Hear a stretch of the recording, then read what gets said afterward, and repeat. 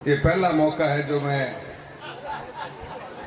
हमारे बीच में खड़ा हूं, पर मैं बहुत बहुत धन्यवाद देना चाहता हूं। आज आप सभी लोगों का, आपका सबका साथ मिला और एक ऐतिहासिक जीत राजस्थान के अंदर पर लोग लेके आए हैं। मैं कांग्रेस के सभी कार्यकर्ताओं का भी बहुत बहुत धन्यवाद देना चाहूंगा। मंच को फायदा लेना चाहूँ, थोड़ा सा मैं भी मेरी बात कह दूं, क्योंकि काका की खाद मिटाने में थारासाना को बहुत बहुत साथ मिले रहा है। सबको धन्यवाद है और प्रकाशा साहब आपका भी बहुत बहुत धन्यवाद है। बहुत मजबूती के साथ एक चुनाव लड़ा था अपन ने, और जिस एग्रेसिवनेस के साथ में आज इस देश के अंदर एक विपक्ष की जरूरत है और उस रूप में अपन काम कर रहे हैं। विधानसभा के अंदर भी आज कांग्रेस की जो परफॉर्मेंस है, इसकी चर्चा दिल्ली तक ही नहीं, देश के अलग अलग कोने के अंदर है कि आज विपक्ष इतना मजबूत है कि सत्ता पक्ष के मंत्रियों के पास और मुख्यमंत्री तक के पास जवाब तक भी नहीं। ये अपन लोगों की सबसे बड़ी कामयाबी है, मैं मानता हूं, और ये जागरूक नेतृत्व की सबसे बड़ी पहचान होती है और कार्यकर्ताओं की मजबूती होती है। हमारे सभी विधायकों का भी बहुत बहुत धन्यवाद देता हूं मैं, जिनकी फील्ड पे बहुत अच्छी पकड़ है और उसके कारण ऐसे इश्यूज को रेज कर पा रहे हैं। मैं आज के इस मुद्दे पे इतना ही कहना चाहूंगा, देश के अंदर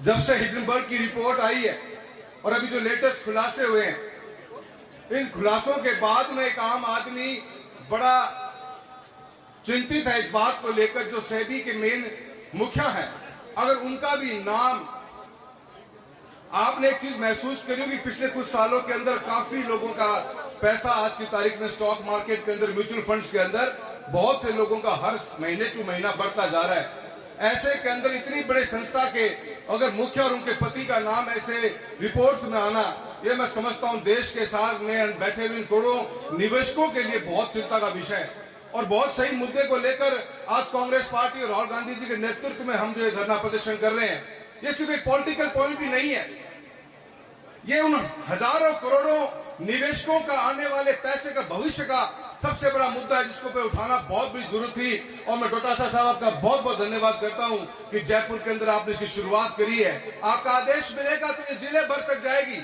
और ये आवाज उठनी चाहिए।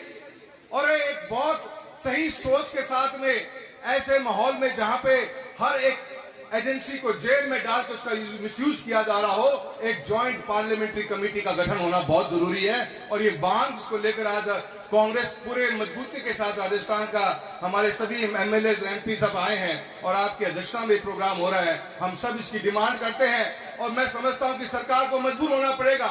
हालांकि सरकार पिछले 2 महीना में 3 बार तो मजबूर हो चुकी है कि घुटना गबल आई है और गला सड़कों पड़े हैं, और बहुत से ऐसे मुद्दे और निकल के आएंगे। आज का विपक्ष इतना मजबूत है कि लोकसभा में जब कोई बात चलती है तो मैं समझता हूं जो एक मुट्ठी बंद मजबूती दिखती है, उसका फर्क आने वाले समय के अंदर देश की नीति में भी फर्क पड़ेगा। सरकार को झुकना पड़ेगा ऐसे हर उस नीति के साथ में जहां उनकी मंशा छुपी भी होती है, क्लैरिटी नहीं होती, उन हर हम इश्यूज के ऊपर फोकस होकर चलेंगे। इन बीते हुए महीनों के अंदर किसान की बात जरूर करूंगा। जो हालत राजस्थान के अंदर भजनलाल सरकार ने बना दी किसानों की, इसके बारे में जितना बोला जाए उतना कम। चुनाव में वोट मांगने आए थे, मुरारी जी भी आए, बताए उनको बात का, ईआरसीटी के नाम पे वोट मांगे गए और चूरू लोकसभा क्षेत्र जो शेखावटी बेल्ट हमारा पूरा चूरू, झुंझुनू, सीकर, तीनों के अंदर यमुना लिंक समझौते के नाम पे पैसे मांगे, वोट मांगे गए और ये वादा किया गया कि यमुना का पानी लेके आएंगे। अचंभे की बात है लेकिन राजस्थान की सरकार के बजट में, न भारत सरकार के बजट में कहीं पर भी इसकी चर्चा तक भी नहीं हुई। और अब मुख्यमंत्री कहते हैं कि कोई टुंटी को पानी छोड़ना जो आजा को टाइम लगे तो टाइम लगे। तो मुख्यमंत्री महोदय, आपने तो आनंद फानंद में दिल्ली में मीटिंग करी और दिल्ली में मीटिंग करके हैंडटू आप तो जिलों में निकल पड़े थे और क्लेम करने लग गए थे कि पीने का पानी और सिंचाई का पानी यमुना लिंक के मार्फत से आ जाएगा। एक पैसे का भी आवंटन नहीं किया गया दोनों बजटों के अंदर, चाहे स्टेट का बजट हो, चाहे सेंटर का बजट हो। आप किसानों को बेवकूफ बनाने का काम करते हो और इसी के कारण राजस्थान की जनता ने आपको करारा जवाब इस चुनाव के अंदर देने का काम किया है। आज बिजली की हालत क्या है, डोटासरा साहब मैं बताना चाहता हूं, शेखावटी बेल्ट में हम झींगा मछली पालन करते हैं। झींगा मछली पालन के अंदर आज राजस्थान का शेखावटी एरिया और जहां पर भी खारा पानी है, हम बहुत अग्रणी भूमिका निभा सकते हैं। पर हमारी मजबूरी है बिजली की दरें वो इस कदर बढ़ती जा रही है कि पिछले 3 महीनों के अंदर 150 से ऊपर पौंड बंद हो गए राजस्थान के चूरू जिले के अंदर, और वो पौंड बंद होकर हरियाणा चले गए। और इसके ऊपर भी आलम रुका नहीं। इसी सरकार के अधिकारियों ने बिजली विभाग के अंदर चूरू के अंदर किसानों के, आपने पेनल्टियों के नाम तो सुने होंगे कि पेनल्टी कब्जा है, पर 50,000 लाख 1.5 लाख की तो पेनल्टी सुनी हुई थी। चूरू लोकसभा क्षेत्र के अंदर किसानों ने झींगा मछली पालन का काम किया, किसानों के पेनल्टियां कटी है।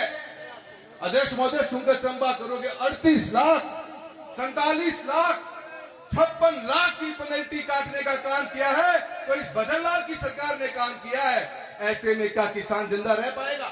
56 लाख की पेनल्टी आप काट रहे हो, किसान को मारने का काम कर रहे हो। ये किसान और किसानी जिस दिन जागेगी, 5 साल का समय बहुत दूर है। भजनलाल सरकार को मैं कहना चाहता हूं, बहुत जल्द तख्ता पलट कर दिया जाएगा अगर आप इस रूट पर चलते रहे तो।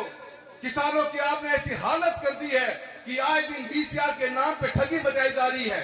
बीमा आज एक साल ऊपर हो गया।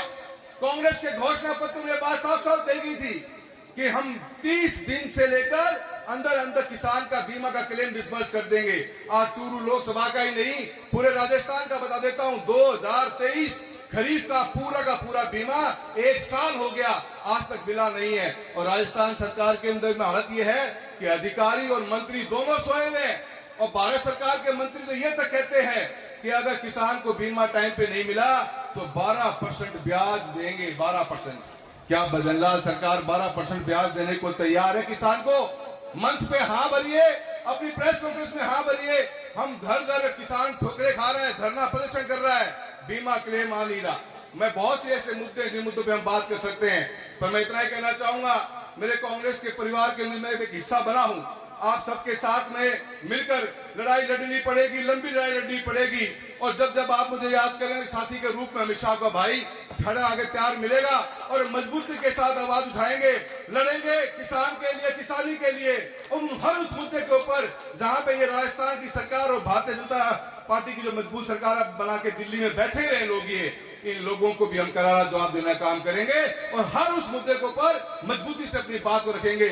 और आज हम इस ईडी के ऑफिस के आगे धरना कर रहे हैं, जेपीसी की डिमांड कर रहे हैं। ये बहुत बड़ा घोटाला है, जब तक जेपीसी नहीं होगी पन्ने से ही पलटे नहीं जाएंगे। यूं ही कोई बात नहीं हो सकती। जो आज मीडिया को कंट्रोल तो कर लिया गया है, पर बहुत से पन्ने पलटने बाकी हैं। और जेपीसी एक ऐसी बॉडी है, ज्वाइंट पार्लियामेंट्री कमेटी, जिसकी वो ताकत है जिन पन्नों को पलटेगी और इस दूध का दूध और पानी का पानी करेगी कि कितने करोड़ रुपए का भ्रष्टाचार इस हिडनबर्ग की रिपोर्ट में छुपा हुआ है। और अडानी जैसी कंपनियां, जिन कंपनियों के नाम के ऊपर जो हमारे को आज तो मंच पर तो नाम नहीं इसका, वरना हमारे राहुल गांधी जी ने एक बहुत नाम सही दिया था, A2 को इलाज या जेपीसी कर्ज का है। और ये हमारी डिमांड बहुत मजबूती से अपना सारण रखनी है। सबने आप यहाँ पे आए हो, मुझे बोलने का मौका दिया है, सभी का मैं बहुत बहुत धन्यवाद करता हूँ। जय हिंद, जय भारत।